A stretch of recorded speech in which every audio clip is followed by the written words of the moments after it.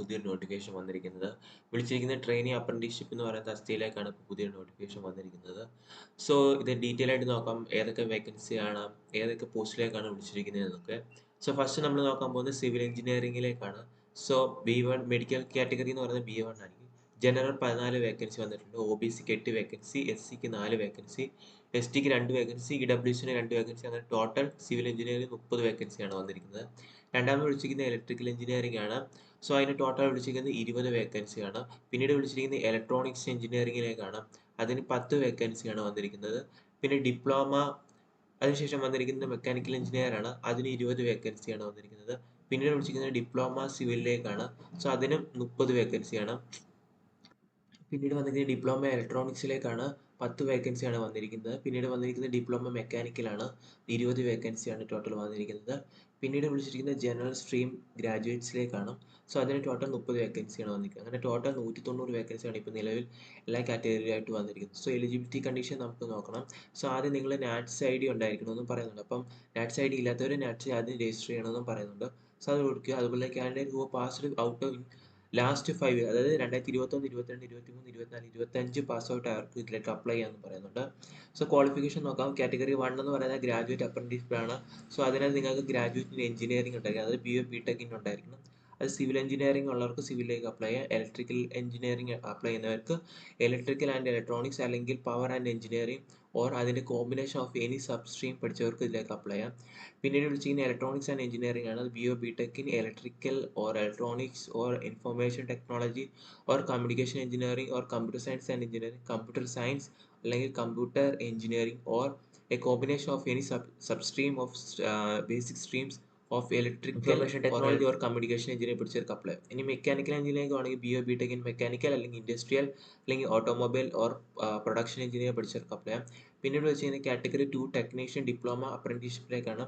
So അതിൽ civil engineering ആണെങ്കിൽ diploma in civil പഠിച്ചവർക്ക് അപ്ലൈ ചെയ്യാം. ഇലക്ട്രിക്കൽ എഞ്ചിനീയർക്ക് ആണെങ്കിൽ diploma in electrical or electronics and power engineering or combination of any sub stream പഠിച്ചവർക്ക് apply ചെയ്യാം. പിന്നെ വിളിച്ചിരിക്കുന്ന ഇലക്ട്രോണിക്സ് എഞ്ചിനീയർക്ക് ആണെങ്കിൽ diploma in electrical electronics information technology, communication engineering, computer science and engineering, computer science, computer engineering or combination of any sub stream പഠിച്ചവർക്ക് apply ചെയ്യാം.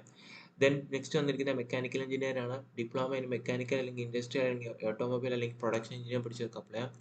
So പിന്നീട് വന്നിരിക്കുന്നത് കാറ്റഗറി 3 ആണ്. ഗ്രാജുവേറ്റ് അപ്രന്റീസ്ഷിപ്പ് ആണ്. ഇതിൽ വന്നിരിക്കുന്ന graduate in any list general stream എന്ന് പറയുന്നത്, അതായത് ജനറൽ സ്ട്രീമിൽ പറയുന്നത് degree in bachelor of arts, അതായത് BA അല്ലെങ്കിൽ bachelor of science, bachelor of commerce, bachelor of business administration, bachelor of management science and bachelor of journalism and mass communication, bachelor of business studies. ഇത്രയും പഠിച്ചവർക്ക് മാത്രമേ ഇതിലേക്ക് apply, അതായത് engineering technical background ഉള്ളവർക്ക് ഇതിലേക്ക് apply ചെയ്യാൻ പറ്റത്തില്ലെന്ന് ഓർത്തിരിക്കുക.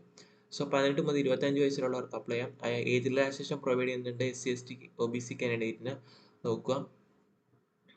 So ഇതൊരു apprenticeship ആണെന്ന് ഓർത്തിരിക്കുക. ഫോർ ഗ്രാജുവേറ്റ് അപ്രന്റീസ്ഷിപ്പ് നിങ്ങൾക്ക് stipend 4500 per month. Technician diploma അപ്രന്റീസ്ഷിപ്പിന് 4000 പെർ മന്ത് കിട്ടും, അത് ഓർത്തിരിക്കുക. സോ അതോടൊപ്പം മോഡ് ഓഫ് സെലക്ഷൻ എന്ന് പറയുന്നത് അത് നിങ്ങൾ അപ്ലൈ ചെയ്യുന്നതിന് ശേഷം അവർ നിങ്ങളുടെ മാർക്കിൻ്റെ അടിസ്ഥാനത്തിൽ ഷോർട്ട് ലിസ്റ്റ് ചെയ്യും. ഷോർട്ട് ലിസ്റ്റ് ചെയ്യുന്ന കാൻഡിഡേറ്റിനെ ആയിരിക്കും അവർ ഫർദർ പ്രോസസ്സിലേക്ക് അവർ വിളിക്കുന്നതെന്നും പറയുന്നുണ്ട്. സോ നിങ്ങൾ ഫോട്ടോ സിഗ്നേച്ചർ മാൻഡേറ്ററി ആയിട്ട് അപ്ലോഡ് ചെയ്യണം. എന്തൊക്കെ ഡോക്യുമെൻ്റ് ആണ് അപ്ലോഡ് ചെയ്യേണ്ടതെന്നുണ്ട് ഇവിടെ കൊടുത്തിട്ടുണ്ട്, അത് ജസ്റ്റ് നിങ്ങൾ നോക്കുക. ഇനി ആപ്ലിക്കേഷൻ ഫീസ് നോക്കാം.